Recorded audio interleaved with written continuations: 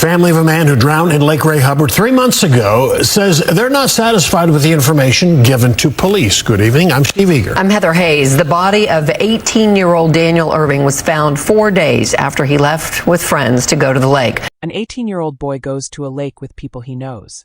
He drowns. And instead of a phone call to 911, instead of a phone call to his mother, police say the people with him threw his clothes into the trees, tossed his phone out of a moving car, and drove away like nothing happened. His body sat at the bottom of that lake for 4 days before anyone found him.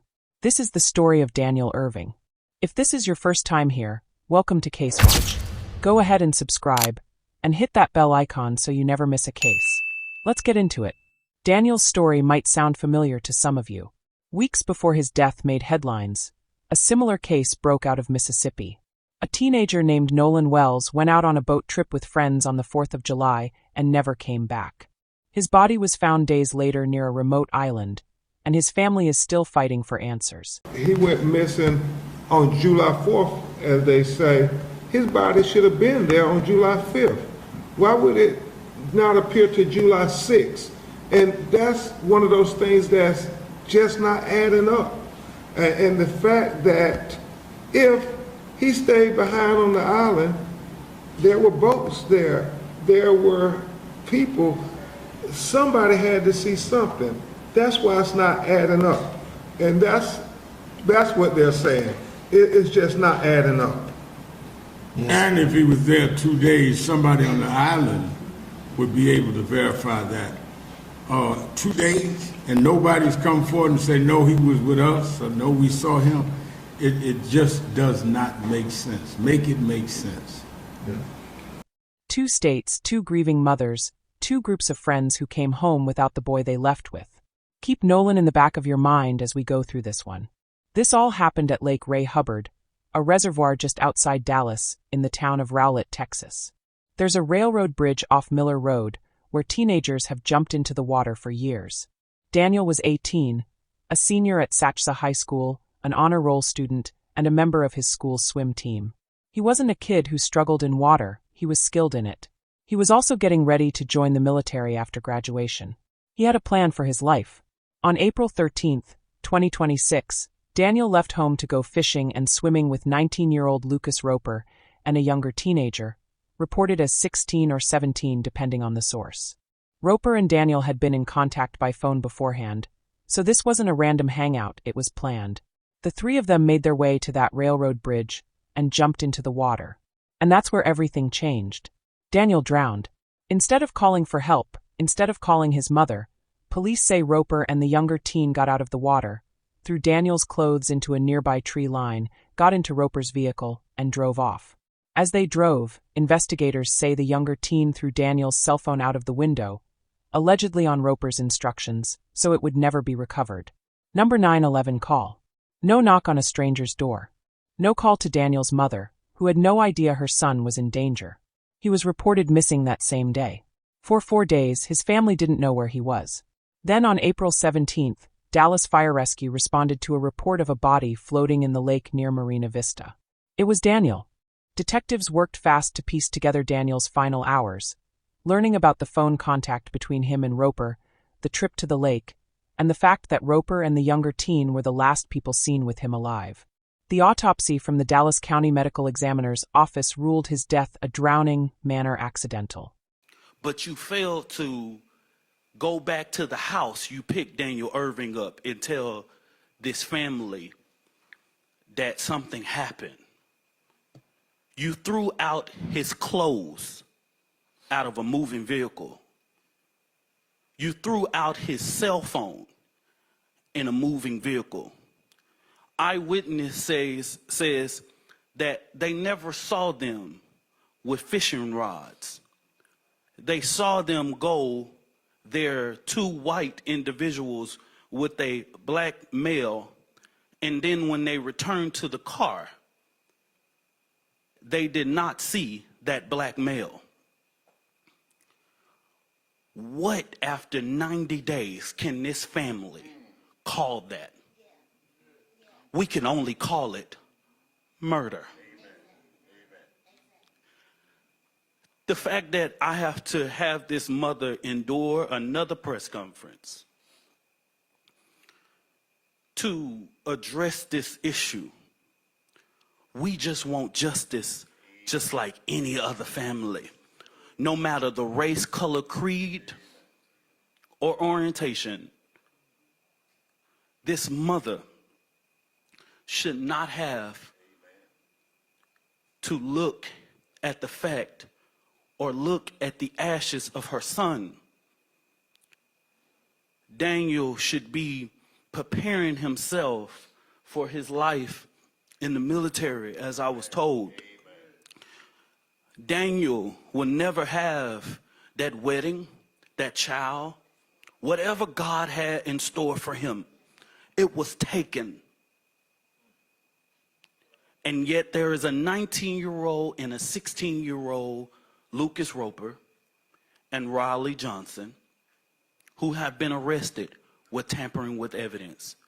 But I'm here to say to Dallas Police Department and to the Dallas County District Attorney, John Cruzo, we want murder charges. We demand it.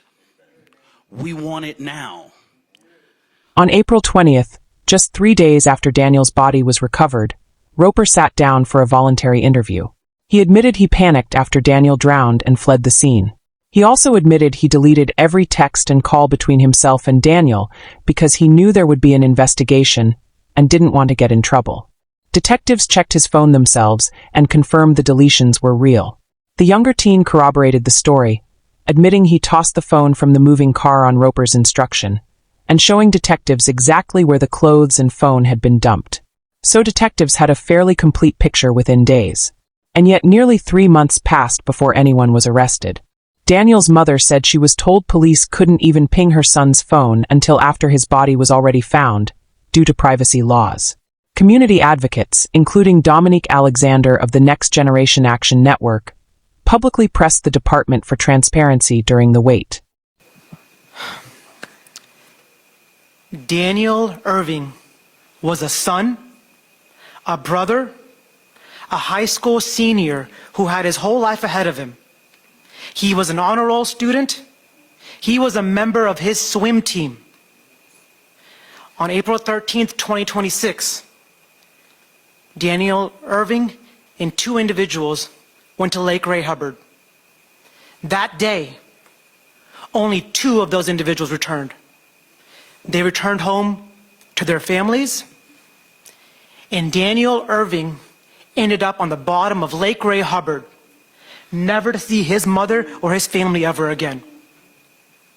My name is Attorney Sean Duradia, and I'm here with my co-counsel, Mr. Blair Malmazi, and we have the honor and privilege to be retained by Ms. Tamika Erving and her family to conduct an independent investigation as to the cause of death of Mr. Daniel Erving. Finally, on July 9th, Roper and the juvenile were arrested, both charged only with tampering with physical evidence, a third-degree felony. Roper was given a $10,000 bond. For a family that had waited 3 months, that charge alone felt like nowhere near enough. 4 days later, on July 13th, Daniel's family held a press conference.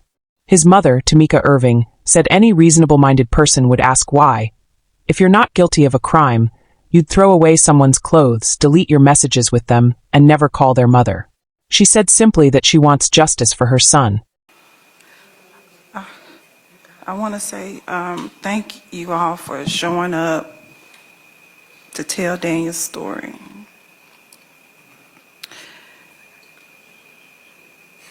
My son was an amazing son. He was never into any trouble. He was a protector. And we would have conversations about his future. And this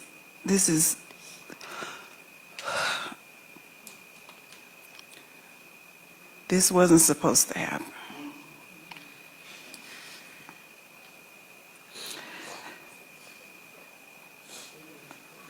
I have gone through, our family has gone through so much the past 3 months, waiting for the justice system to provide justice. A reasonable-minded person would know, if you are not guilty of a crime, why would you throw away his clothes and delete messages and not even call his mother? Amen. I want justice for my son. I want justice for Daniel. The family's attorney, Sean Derdya, argued the two suspects let Daniel sit at the bottom of that lake for 4 days while they went back to school and lived their lives, and questioned why anyone would hide clothes or ditch a phone if it was truly just an accident. Daniel's sister reminded everyone he'd been preparing to join the military, and said there was no urgency shown for her brother when it mattered most. The family is now demanding the Dallas County District Attorney take this to a grand jury for homicide charges, not just tampering. To be fair to the other side, a legal expert not connected to the case, Jeremy Rosenthal, explained that a murder charge faces a high bar here. Prosecutors would need to prove the suspects caused Daniel's death, not just that they covered it up afterward out of a guilty conscience. So here's where this leaves us. 2 teenagers facing evidence tampering charges. A grieving family demanding more. A medical examiner's office that has already ruled this an accident. And a community left questioning how 3 months could pass with almost no communication at all. I want you to sit with a few questions before you go.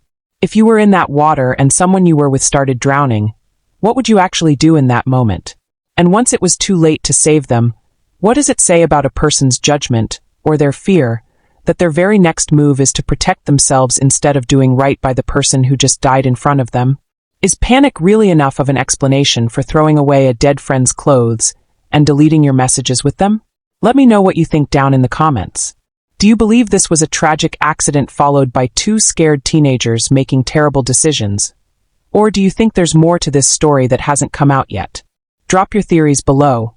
And if you haven't already, subscribe to Case Watch and hit that bell so you catch the update the moment new information on Daniel Erving's case comes out. Thanks for watching, and we'll see you in the next one.